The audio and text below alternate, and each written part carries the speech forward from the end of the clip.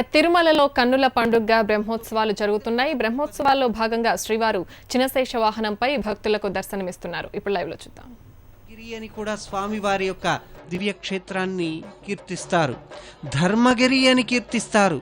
అటువంటి ధర్మగిరిలో శిశుప్రాయమైనటువంటి బాలకులందరికీ కూడా వేద విద్యను ఉపదేశించేటటువంటి స్వామివారి యొక్క సంస్థ వేద పాఠశాల వెలసి ఉన్నది.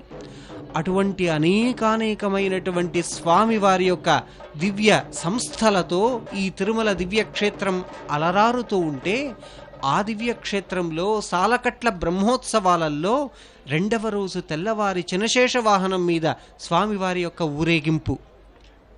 తిరుమల దివ్య క్షేత్రంలో ఈ మలుపు దగ్గరే స్వామివారికి ప్రణయ కలహోత్సవం అనేటటువంటి ఉత్సవం కూడా నిర్వర్తించబడుతుంది.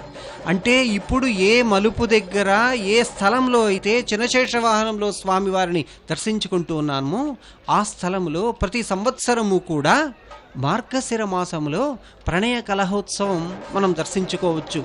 శ్రీదేవి భూదేవి అమ్మవార్లు ఒకవైపు, వెంకటేశ్వర స్వామివారు మరొక వైపు ఇలా అలంకరించి ఇరువురి మధ్య కలిగేటటువంటి ఈ కలహపూరితమైనటువంటి ప్రణయ సన్నివేశాన్ని కళ్ళకు కట్టినట్లు వర్ణిస్తూ పురాణ పఠనం చేసి మన కళ్ళెదుట సాక్షాత్కరించేటటువంటి ప్రణయ కలహోత్సవం జరుపుకుంటూ ఉండేటటువంటి ఆ స్థలంలో ప్రస్తుతం స్వామివారు ఊరేగుతున్నారు.